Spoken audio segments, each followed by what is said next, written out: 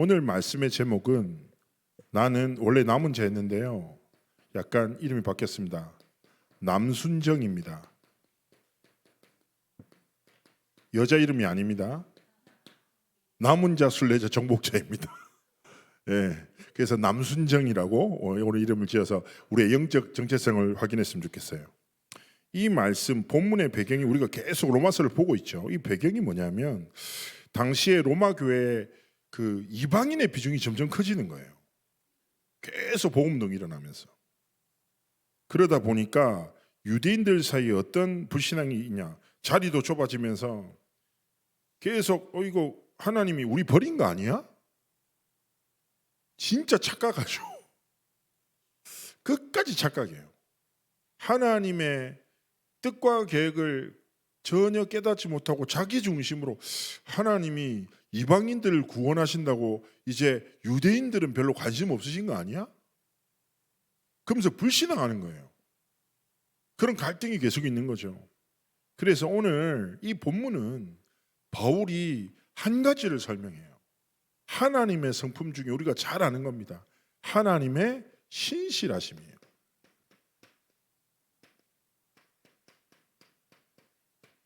이 하나님의 신실하심을 설명하기 위한 본문입니다.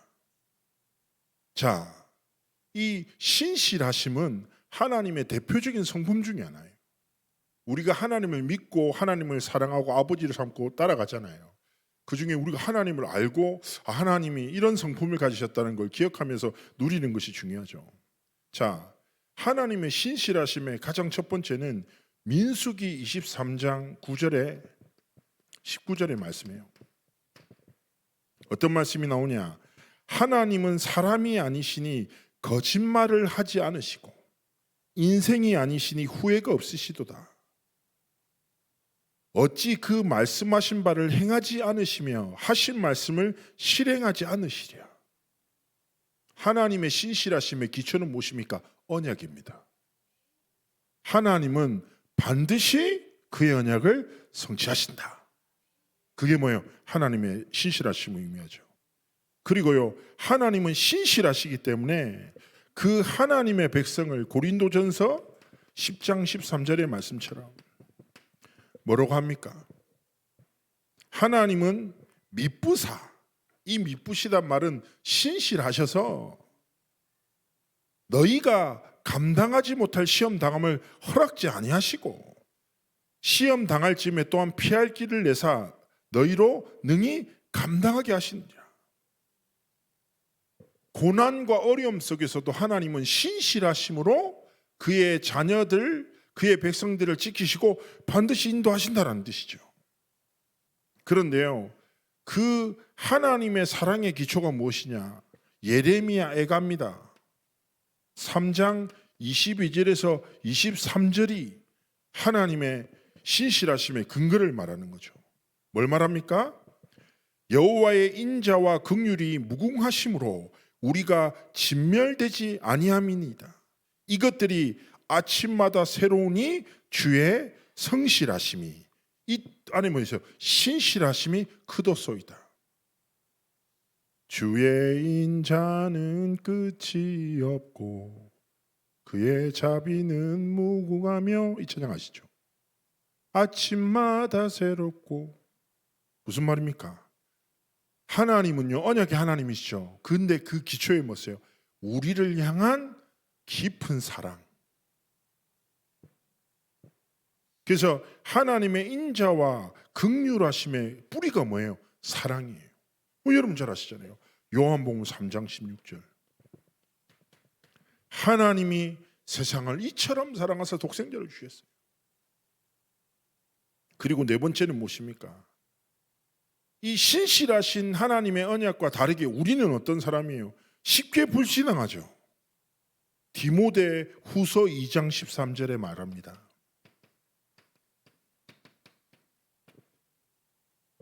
우리는 미쁨이 없을지라도 주는 항상 미쁘시니 자기를 부인하실 수 없어. 무슨 말입니까? 우리의 연약한 불신앙도 다 덮으시는 거예요. 그래서 이거를 다 깨달으면 무엇이며 우리는 세 가지를 깨닫는 거예요. 하나님의 신실하시면 첫 번째 뭐예요? 변치 않으신다. 어제나 오늘이나 영원토록 동일하시다. 두 번째는 뭐냐? 이 하나님은 실수가 없으시다. 그분의 계획은 완벽하고 반드시 하나님의 뜻과 계획을 이루시는 거예요. 세 번째가 뭐예요? 끝까지 책임지신대. 바울은 하나님의 절대 주권을 쭉 설명하는 거죠. 그 속에서 첫 번째 말하는 거예요. 이런 단어가 나와요. 미리 아신 자기 백성을.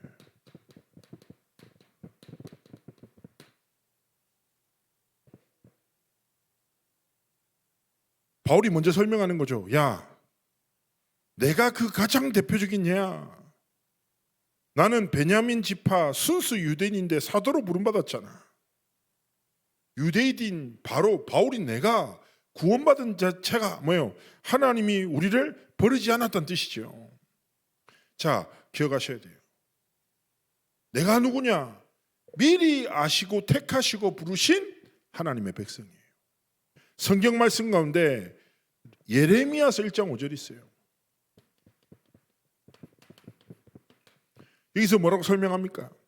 내가 너를 모태에 짓기 전에 너를 알았고 내가 배에서 나오기 전에 너를 성별하였고 너를 여러 나라의 선지자로 세우노라 하시기로. 하나님이 우리를 구원하셨죠. 구원 속에 무엇이 있습니까? 하나님의 작정하심입니다. 복중에 짓기 전에 우리를 미리 아시고 택하신 거예요. 하나님의 작정. 그리고 그 작정하심 속에서 하나님이 우리를 부르시고 뭐라고 하십니까? 칭의하시는 거예요. 우리를 회개케 하시고. 무슨 말입니까? 하나님이 미리 아시고 택하신 자기 백성을 구원을 작정하시고 하나님의 정확한 시간표에 이 복음을 듣게 하시고 뭐예요? 그리스도를 믿음으로 의롭다 하심을 주시는 거예요. 이 칭의의 순간이 다 다르죠. 저는요 중학교 3학년 때 12월 셋째 주 금요철야에서 머리도 알던 그리스도를 제가 만나고 그토록 지겨웠던 금요철야 예배가 그렇게 짧게 느껴지고 그날에 저를 구원하신 하나님의 사랑을 지금도 잊을 수 없어요. 다 다르잖아요. 그죠? 근데 구원이 여기서 끝이 아니라니까요. 신학에서 뭐라고 설명하냐? 쭉 이어져요. 자, 우리의 인생이 있어요. 태어났다가 하나님이 부르시는 죽음의 순간이죠. 그러면 우리가 살다가 하나님의 작정하심 살다가 내가 대학교 1학년 때 예수님을 믿어서 칭이라고 합시다. 구원은 영원하거든요. 연속성이 있어요. 그래서 우리가 죽음이 끝이 아니잖아요. 새로운 시작이라 천국가 이걸 뭐라고 하냐? 영화라고 해요. 부활하신 그리스도와 함께 영화로운 완전한 존재가 돼서 주의 나라 천국에서 사자들과 뛰놀며 어릴 때부터 막 어린이와 사자들이 함께 뒹굴며 뛰어노는 그게 뭐가 재밌을지 모르겠지만 어쨌든 천국 소망이죠. 그러면 내가 구원받고 영화로운 존재까지 살아가는 오늘의 삶이 있잖아요. 이 사이에 삶. 이 단어는 뭐냐? 제가 자주 말씀드렸죠. 성화라고 해요. 이게 굉장히 중요한 거예요.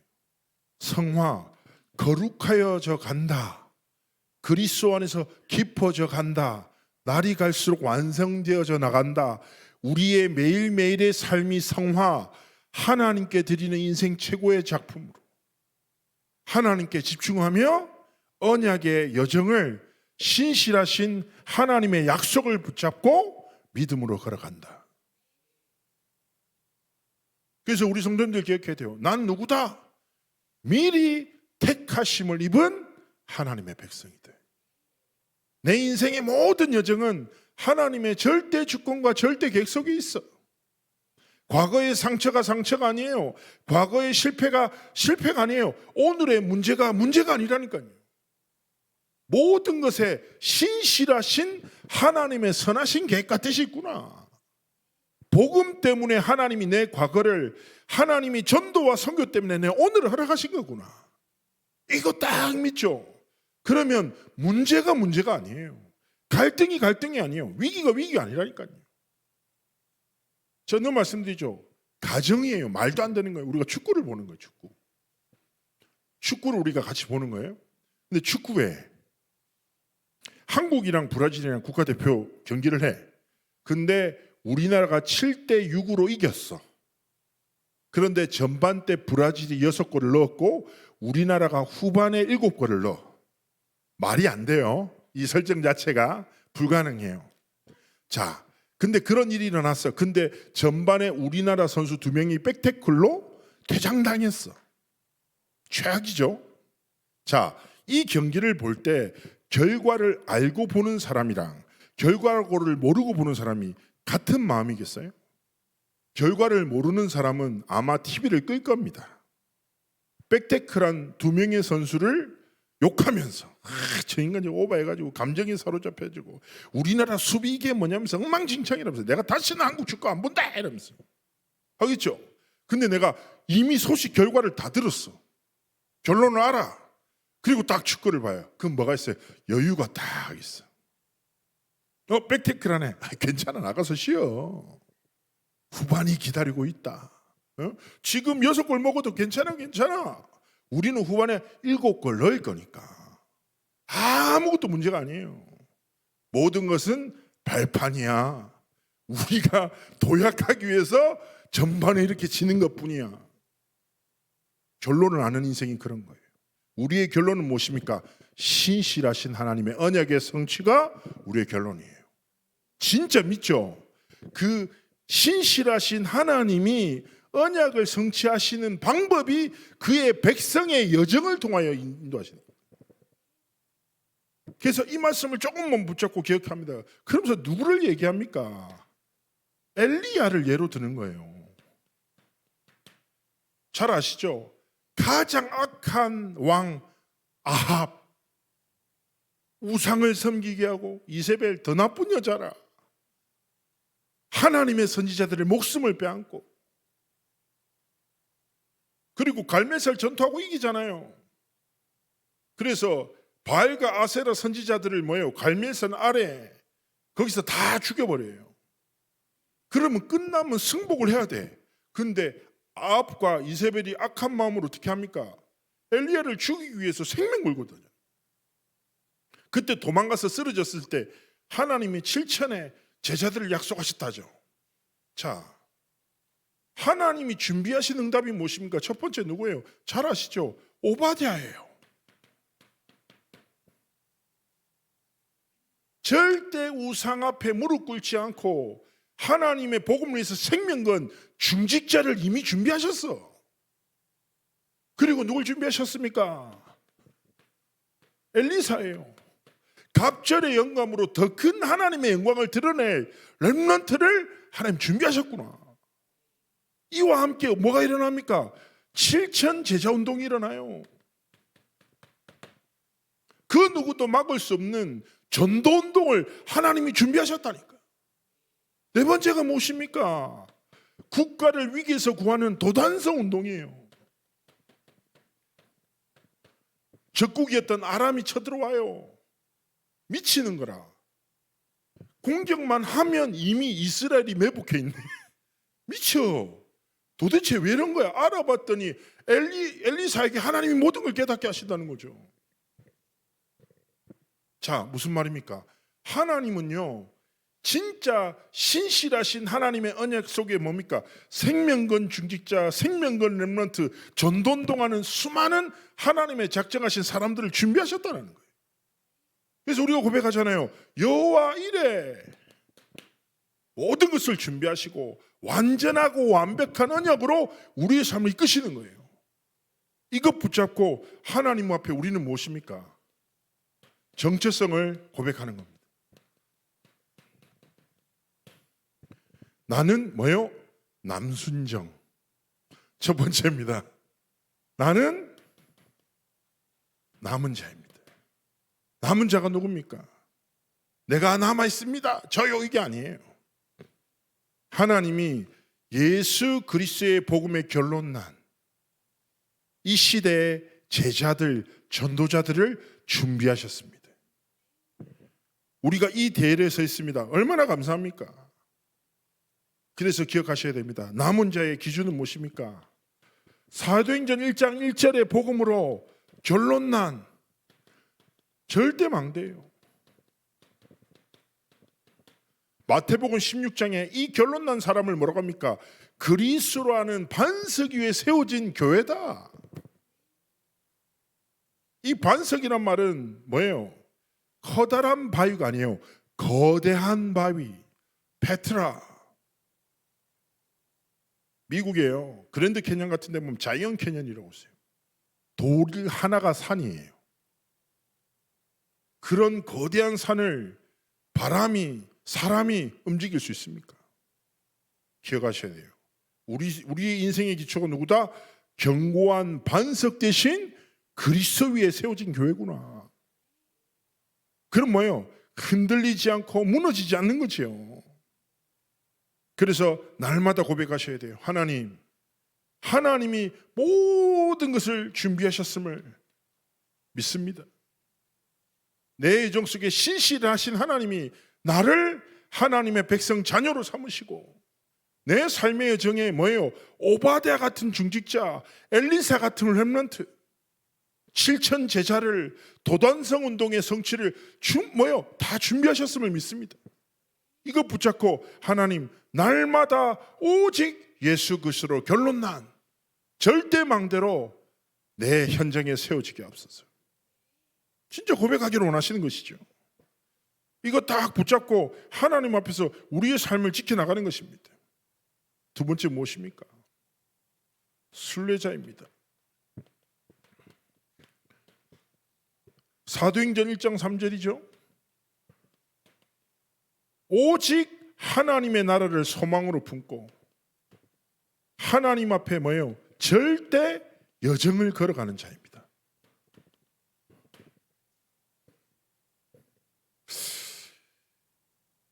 사람들이 뭐라 해도 상관없죠. 우리나라가 참 축복인 게 기본적으로 복음 때문에 순교자들이 세워진 나라는요, 하나님이 특별히 많이 축복하시죠. 근데 우리나라 선조들, 믿음의 선배들 중에 진짜 대단한 분들이 많으시죠. 잘 아신 대로 일제시대나 공산주의 시대 때 참 많은 순교자들이 진짜 그리스도의 복음 때문에 생명 걸고 그들의 피를 통하여 한국의 교회라는 기초를 세웠습니다.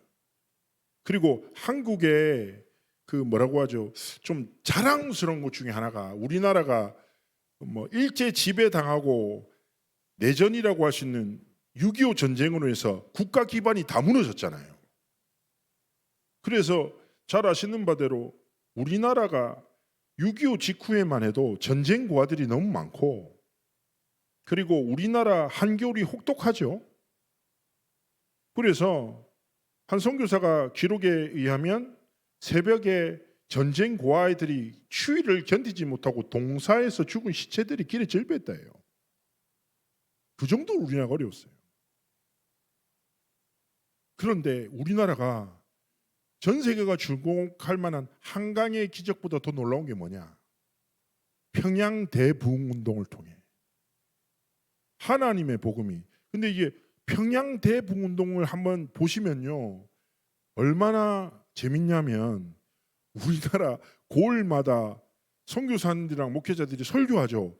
그러면 고을에 있는 사람들이 다 나와서 엎드려서 울면서 양반이건 천민이건 회개하고 그리스도를 주로 영접하고, 그래서 전 세계 전도운동 역사 중에 가장 빠른 속도로 일어났던 전도운동에 대한 기록 하나가 평양 대부흥운동이에요.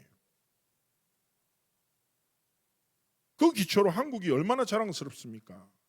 전 세계 두 번째로 가장 많은 선교사를 파송했어요. 복음 때문에 세워진 미국 다음으로. 하나님 그렇게 축복하신 거죠. 그래서 우리는 하나님 앞에서 무엇입니까? 썩어지고 사라질 육신, 물질, 세상에 한 번뿐인 인생의 가치를 쏟아두지 말고 영원한 하나님의 나라, 천국 상급을 딱 바라보면서 하나님 앞에 뭐예요? 믿음으로 순례자의 절대 여정을 걸어가기 원하시는 겁니다. 전에 이제 부산에서 막 목사님들 회의하는데 제가 전사 때죠. 제가 되게 좋아하는 목사님들인데 눈빛이 그날 안 좋았어요, 다들. 이게 뭐냐면 좀 누가 이거를 잡고 갈 거냐, 그리고 누가 어떤 교회에서 이걸 주도할 거냐, 이걸 가지고 한 4명 목사님들이 약간 견제하면서 불편한 얘기를 돌려가면서 어떤 분은 직접적으로 하면서 되게 팽팽한 그런 공기 있잖아요. 근데 그 분위기가 너무 싫은 거죠. 아, 이건 아닌 것 같다 생각이 드는 거예요.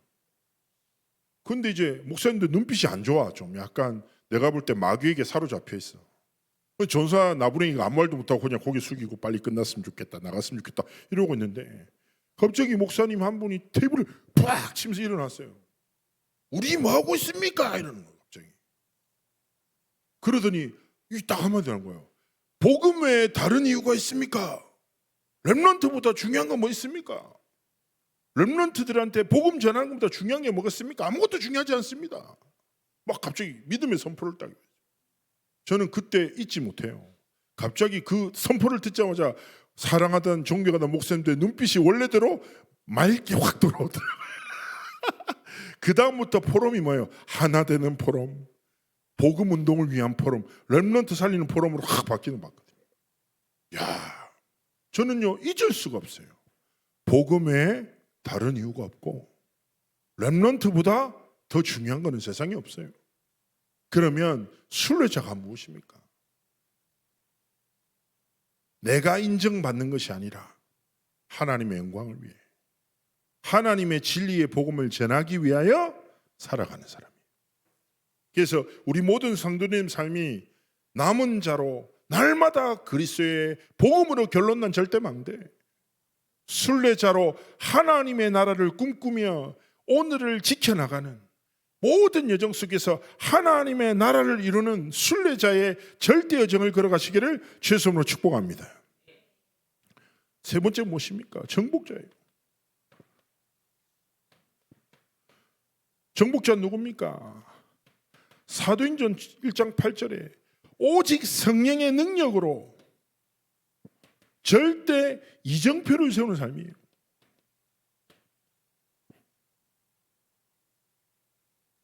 그래서 뭡니까? 다른 싸움이 아니라 날마다 나를 증명하는 것이 아니라 그리스도를 증거하기 위한 영적 싸움, 복음 운동을 위한 싸움, 전도 운동을 위한 싸움을 하는 정복자로 하나님 앞에 서기를 원하시는 것이죠. 그래서요, 하나님 앞에 이 정체성을 붙잡고, 하나님 그렇습니다. 유대인들은 틀린 생각에 사로잡혀서 뭐합니까? 불신앙해요. 그 불신앙이 교회 시험이 되었습니다. 바울은 설명합니다. 야, 착각하지 마. 하나님은 신실하셔. 자기가 미리 아시고 택한 백성을 절대로 버리지 않으시고, 엘리야를 봐. 하나님 모든 것 준비하셨잖아. 그렇게 하나님이 너와 나를 부르신 거야. 그래서 뭐예요? 자기가 택한 남은 자로 하나님이 우리를 부르신 거야. 그 복음을 딱 선포하는 것입니다. 그래서 이번 한 주간 삶 속에 하나님 앞에 뭐예요? 딱 기도 주면서 나는 남순정. 너무 길게 쓰면 손 아프니까 줄여서, 애들 다 줄임말로 하잖아요, 그렇죠? 우리도 줄임말로 남순정. 전에 렘넌트한테 물어봤어요. 자, 24, 25 했더니 당연히 영원히 해라고 했는데 렘넌트가 26 이렇게 바로 얘기한 애 같은데, 자, 우리는 말씀 속에서 뭐예요? 나의 정체성을 찾고, 정체성을 찾으면 뭐가 보입니까? 나의 삶의 방향이 딱 정해져요. 정체성이 분명하고 방향을 찾게 되면 나의 삶의 가치가 달라집니다. 방향이 분명하고 가치가 분명한 사람은 뭡니까? 세상과 다른 삶의 선택을 하게 돼요. 그 선택을 가지고 뭐 하게 됩니까? 하나님이 가장 기뻐하시고 원하시는 도전 속으로 들어가게 되는 거예요. 이 모든 것을 한 단어로 뭐라고 합니까? 집중 속에서 하나님이 이 모든 걸 발견하게 하시는 거예요. 하나님의 방향과 참된 복음의 가치와 우리의 삶의 선택의 기준과 우리의 도전의 방향을 하나님이 딱 깨닫게 하시는 거예요. 그래서 우리는 뭡니까? 정체성만 빼앗기지면 안 돼요. 사단은 뭡니까? 세상의 기준과 사람의 시선으로 우리를 뒤흔들어요. 속지 말고 하나님 앞에 기도하세요. 하나님, 나는 남순정, 남은 자요 순례자요 정복자로 부름받은 미리 택함을 입은 하나님의 자녀입니다. 하나님, 엘리야의 인생에 예비하셨던 모든 것들이 내 삶의 여정 속에 이정표들로 예비된 줄 믿습니다. 저는 하나님 앞에 참 감사합니다. 저는 이미 창덕교회 많은 오바댜 중직자들 만났잖아요. 그리고 우리 렘넌트들 가끔씩 재밌는 소리 하지만 엘리사들로 자라나고 있어요. 하나님 엘리사 같은 너무 좋은 청년들 하나님 붙이셨어요. 하나님 앞에서 우리가 뭐 해야 됩니까? 전도운동을 통해서 현장에 하나님 예비하신 7천 제자, 진짜 시대의 위기를 구하는 도단성 운동을 하나님이 창대교회를 통해서 시작하기 원하시는 거예요. 그렇다면 믿음으로 오바댜 같은 중직자로, 엘리사 같은 갑절의 영감으로 현장 살리는 남순종으로 딱 서기를 원하시는 것입니다.